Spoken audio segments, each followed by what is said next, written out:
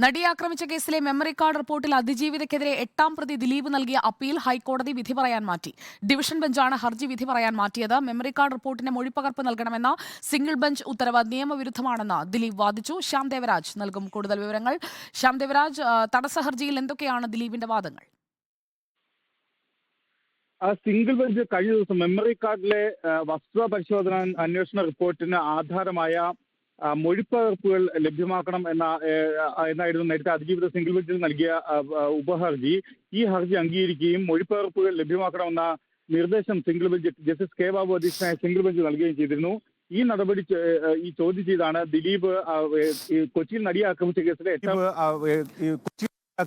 8ാം പ്രതിയായ ദിലീപ് ഹൈക്കോടതി ഡിവിഷൻ ബെഞ്ചിനെ സമീപിച്ചത്. ഇന്ന് ജസ്റ്റിസുമാരായ PM മനോജ്, ഒപ്പം N നഗരേഷ് എന്നിവരുൾപ്പെട്ട ഡിവിഷൻ ബെഞ്ചാണ്, അവധിക്കാല ഡിവിഷൻ ബെഞ്ചാണ് ഈ ഹർജി പരിഗണിച്ചതും ഇതിന്മേൽ ഹ്രസ്വമായ വാദം കേട്ടതും വിധി പറയാൻ വേണ്ടി മാറ്റിയതും.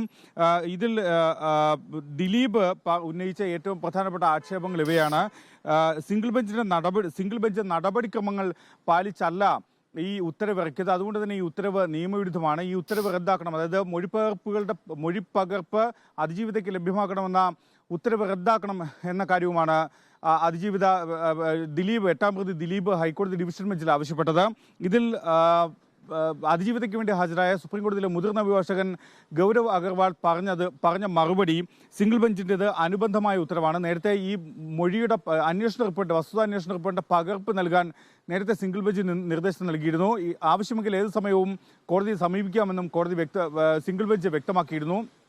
അതിൻ്റെ അടിസ്ഥാനത്തിലാണ് ആദ്യം അന്വേഷണ റിപ്പോർട്ട് ആവശ്യപ്പെട്ടത്. അതിനനുബന്ധമായാണ് ഈ മൊഴിപ്പകർപ്പുകൾ ആവശ്യപ്പെട്ട് സിംഗിൾ ബെഞ്ചിനെ സമീപിച്ചത്. മാത്രമല്ല, ഈ ഹർജി അതിജീവിതയുടെ ആവശ്യം സിംഗിൾ ബെഞ്ചിന് മുന്നിൽ നിലനിൽക്കില്ല എന്നടക്കമുള്ള ആവശ്യങ്ങൾ നേരത്തെ തന്നെ ദിലീപ് സിംഗിൾ ബെഞ്ചിന് മുന്നിൽ ഉയർത്തിയിരുന്നു. ഇതിന്മേൽ മെയ് 30-ന് വിശദമായ ഹർജി നിലനിൽക്കുമോ, മെയിൻ്റനബിലിറ്റി, അതായത് ഈ അതിജീവിതയുടെ ഹർജി നിലനിൽക്കുമോ എന്ന കാര്യത്തിൽ വിശദമായ വാദം കേൾക്കാൻ വേണ്ടി മെയ് 30-ലേക്ക് മാറ്റിയിട്ടുണ്ട്. ഇക്കാര്യത്തിൽ സിംഗിൾ ബെഞ്ച് അക്കാര്യം ശ്രദ്ധിച്ചിട്ടുണ്ട് എന്ന വാദവുമാണ് അതിജീവിതയ്ക്ക് വേണ്ടി ഹാജരായ സുപ്രീം കോടതിയിലെ തന്നെ മുതിർന്ന അഭിഭാഷകൻ ഗൗരവ് അഗർവാൾ ഡിവിഷൻ ബെഞ്ചിൽ ഉയർത്തിയത്. തുടർന്നാണ് ഹൈക്കോടതിയുടെ അവധിക്കാല ഡിവിഷൻ ബെഞ്ച് ദിലീപിന്റെ അപ്പീൽ, കൊച്ചിയിൽ നടിയെ ആക്രമിച്ച കേസിലെ 8ാം പ്രതി ദിലീപിന്റെ അപ്പീൽ വിധി പറയാൻ വേണ്ടി മാറ്റിയത്.